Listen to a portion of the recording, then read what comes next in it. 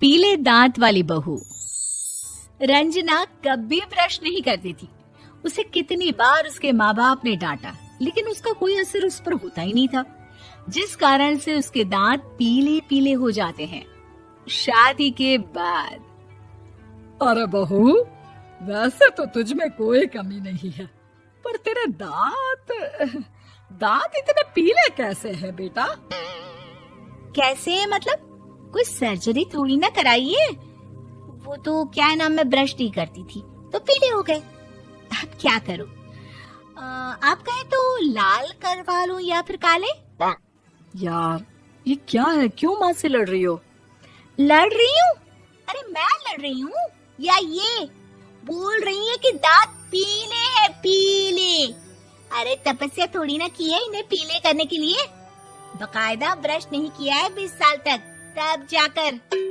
छी, कैसी बात कर रही हो? ये उस वक्त तो पीले नहीं थे जब हम लोग तुम्हें देखने आए थे। अरे तब साफ करवा लिया होगा डेंटिस्ट के पास जाकर। अब देखो कैसे पीले पीले लग रहे हैं। रंजना सास की तरफ गुस्से से देखती है। फिर शुरू हो गई पीले पीले पीले। अरे पीले तो तब भी थे जब मेरे हाथ का रसगुल्ला उड़ा उड़ा कर खा रही थी और बोल रही थी, लड़की नहीं गुणों का खजाना दे रहे भाई साहब आप। खैर, अब वो लोग करते भी तो क्या करते, पीले दांत वाली बहू पल्ले पड़ी थी तो झेलना तो था ही। एक दिन कीर्तन में रंजना गाना गा रही थी। अरे कमला बहन, माँ का द्वार है, यहाँ तो सब शुद्ध होकर आते हैं, फिर अपनी बहू को ब्रश भी नहीं करवाती तुम। दूर से पीले पीले दांत भक्ति में बाधा उत्पन्न कर रहे हैं। अरे कोई 2 साल की बच्ची थोड़ी ना लेकर आई हूँ मैं बहू बनाकर। अच्छी खासी लड़की है, अरे कैसे करवाऊं ब्रश? ये तो उसे खुद करना चाहिए ना। अब माँ बाप तो इसके जैसे तैसे निपटा दिए, ये नहीं सोचा कि सास कैसे संभालेगी।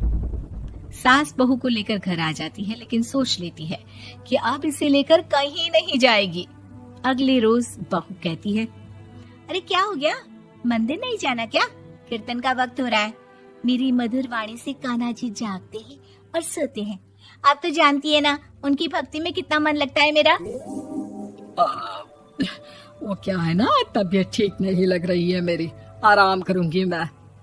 तबीयत ठीक नहीं लग रही? अभी तो मिथुन के गाने पर नाच रही थी आप, और अब बोल रही है कि तबीयत ठीक नहीं लग रही। अरे भक्ति में मन लगा लो सासू माँ, ऊपर जाना है, क्या मुंह दिखाओगी आप? हाँ? सास को बहू की बात पर गुस्सा आ जाता है। मैं क्या मुंह दिखाऊंगी, इसकी चिंता तो ना कर, समझी? अपने मुंह की चिंता कर, जो ये पीले पीले दांत लेकर हर जगह पहुंच जाती है। पता है लोग कितना मजाक बनाते हैं। ना जी ना, मैं नहीं जाना कहीं तेरे साथ। तो ये बात है, कोई ना, मत जाओ, मैं अपने कमरे में ही बैठकर भक्ति कर लूंगी। ऊपर वाला दांत थोड़ी ना देखता है, मन देखता है, भावना देखता है। और अरे बस बस, तू सब कुछ दिखा, बस ये सफेद चमकदार दांत ना दिखाना किसी को, है? जा यहाँ से। बहू को सास की बात का कोई फर्क नहीं पड़ता, वो तो जैसी थी वैसी ही रह जाती है। सुबह नहाकर किचन में खाना बनाना, फिर खाना खाना, कीर्तन भजन करना और सो जाना। एक दिन, माँ जी मैं सहेली के घर जा रही हूँ, शाम को लेट आऊंगी। हाँ हाँ तो जाना, मैंने कौन सा तेरी आरती करनी है घर पर बैठकर। रंजना सहेली के घर जाती है, जहाँ वो पार्टी में जाने की तैयारी कर रही होती है। अरे शिखा, कहाँ जाने की तैयारी कर रही है? मैं गलत वक्त पर आ गई क्या? अरे नहीं यार, उल्टा सही वक्त पर आई है। मैंने ये साड़ी और ज्वेलरी निकाली है यार, शाम को इनके ऑफिस की एक पार्टी में जाना है। बताना कैसा लग रहा है ये सब? नहीं यार, इस ड्रेस के साथ तो वो वाली ज्वेलरी अच्छी लगेगी। हाँ हाँ सही बोल रही है, मैंने ध्यान ही नहीं दिया। वैसे तो हमेशा से मस्त फैशन सेंस रखती है। तो बड़ा जाती होगी ना पति के साथ पार्टी में। रंजना कुछ नहीं बोलती, बस सोचती है कि यार काश ये बात सही हो जाती, पर मैं क्यों नहीं जाती पार्टी में? क्या इन लोगों की कोई पार्टी होती नहीं होगी? रंजना घर आती है और रात में पति से सवाल करती है, एक बात बताइए, आप मुझे किसी पार्टी में क्यों नहीं ले जाते? क्या आपकी यहाँ ऑफिस में पार्टी नहीं होती? पति बेचारा क्या कहता कि दांत पीले हैं तुम्हारे इसलिए। अरे कोई पार्टी होती नहीं हम लोगों के ऑफिस में, तो कहाँ से लेकर जाऊं? और मार्केट, मॉल, कहीं वीकेंड घूमना, कहीं तो। अरे यार, सारे हफ्ते में एक छुट्टी मिलती है, तो सोचता हूँ कि आराम ही कर लूं। क्यों? रंजना मन मार के रह जाती है। पहले कभी सास के साथ मंदिर जाया करती थी, लेकिन वो भी सास ने ले जाना बंद कर दिया। घर बैठी बैठी रंजना बोर हो जाती है।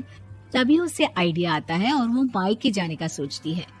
सासू माँ, 2 दिनों के लिए मम्मी के घर जा रही हूँ। अच्छा अच्छा ठीक है, आराम से जा।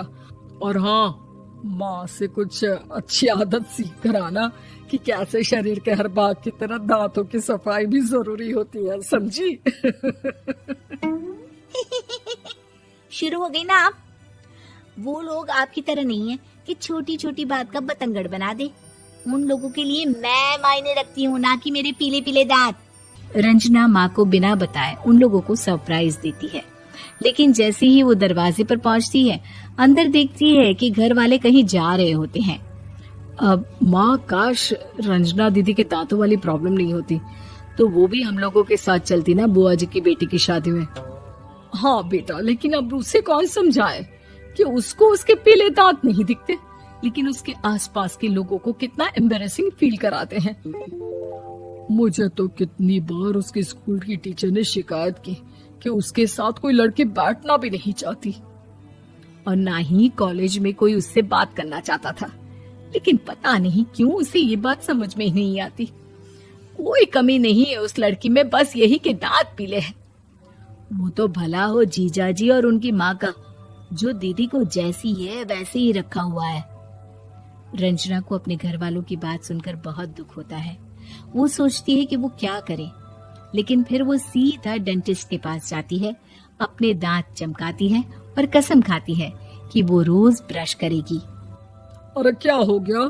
तुम तो 2 दिनों के लिए गई थी ना, पर कोई ना, अच्छा है, चलो आ गई तो। रंजना सास के सामने आकर खड़ी हो जाती है और पूरी स्माइल करती है, उसके चमकदार दांतों को दिखाती हुई। हैं? चले मंदिर। माँ, मुझे माफ कर दीजिए, मैंने आप लोगों को बहुत एम्बैरेसिंग फील करवाया। मैं आज से रोज ब्रश करूंगी।